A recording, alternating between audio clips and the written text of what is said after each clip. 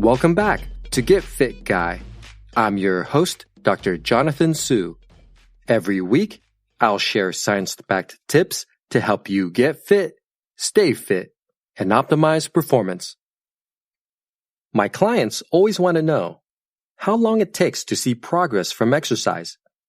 And by progress, they usually mean noticeable improvements in muscle mass and muscle strength from resistance training. This is a fair question to ask because pumping iron is not exactly a walk in the park. It's hard work, both in the everyday sense of the word and in the physics definition of the word. Amount of force multiplied by the distance over which it's applied. Allow me to nerd out a bit here. It's interesting to think that to build muscle mass and strength, you literally have to use your body to generate force so you can move resistance, whether that's your body weight, a barbell, or dumbbells across a distance.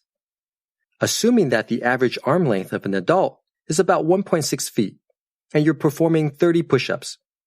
You're moving your body weight a total of nearly 50 feet with just your chest and arms. So it makes sense that if you're going to be investing time and energy working with the hopes of sculpting your body into a bigger, leaner, and stronger version of yourself, you're going to want to have an idea of what your return on investment is going to be.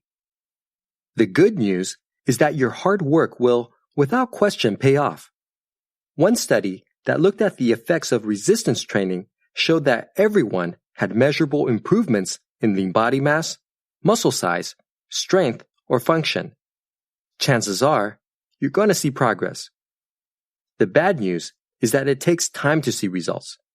The same study showed that the level of improvement was strongly affected by the number of weeks of exercise, with more improvement following a greater number of weeks of exercise.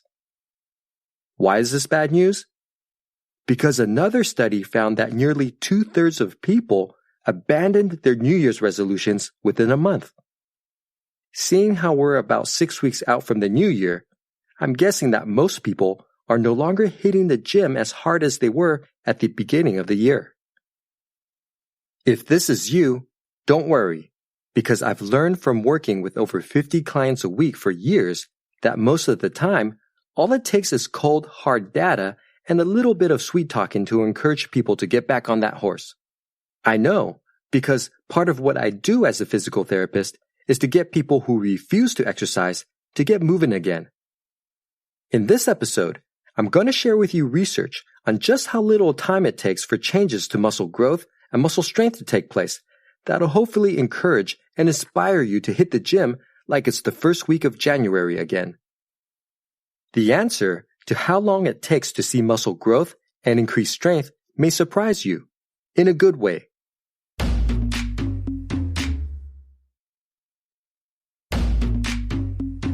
A study that looked at the time course of muscle growth in both younger and older women showed that it took only 2 weeks for thigh muscle size to improve beyond the measurement error.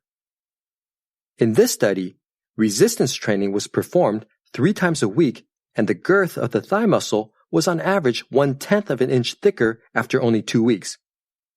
I know some of you may be thinking that 1/10 of an inch is insignificant, but remember, this is only after 2 weeks. Imagine the difference after consistently exercising for 3 or 4 months.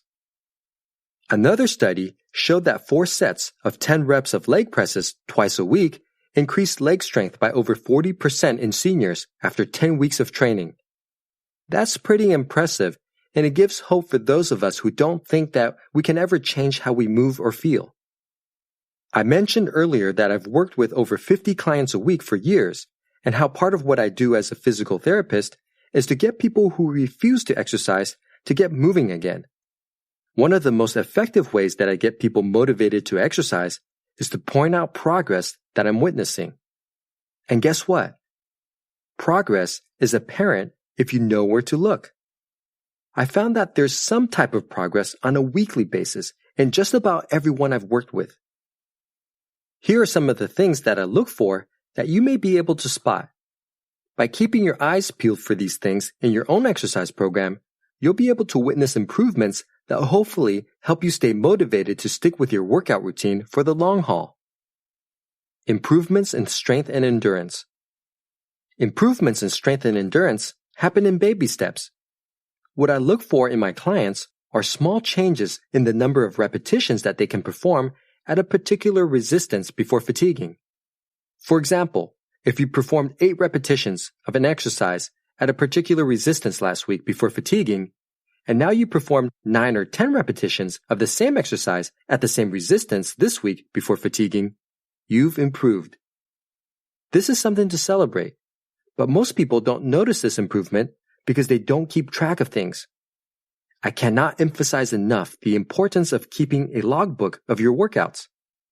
It can be as simple as a note on your smartphone that lists the date, exercise performed, resistance used, and the set and rep where you pooped out. Improvements in quality of movement.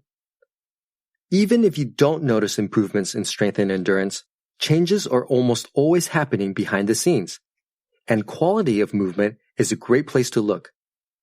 What is quality of movement? It's stuff like an increased range of motion during an exercise, as well as improved control of your movements. For example, going down a little bit lower on a squat would count as increased range of motion. Doing so while being able to move in a slow and intentional way would count as improved control. Improvements in recovery. Improvements in recovery are another way to measure progress. For example, you've improved if you need less rest time between sets, or if you're feeling less sore or fatigued the day after your workout. Again, keeping a logbook of your workouts to track these things can be the difference between noticing improvements or not. Let's put this knowledge to use with a 5-day Looking for Improvements challenge. Over the next 5 days, your challenge is to look for the improvements in your progress described earlier. Give it a try and let me know how you feel by emailing me at getfitguy@quickanddirtytips.com or leaving me a voicemail at 510-353-3104. Get Fit Guy is a Quick and Dirty Tips podcast. It's audio engineered by Nathan Sems, with script editing by Adam Cecil. Our operations and editorial manager is Michelle Margulis. Our assistant manager is Emily Miller. And our marketing and publicity assistant is Davina Tomlin.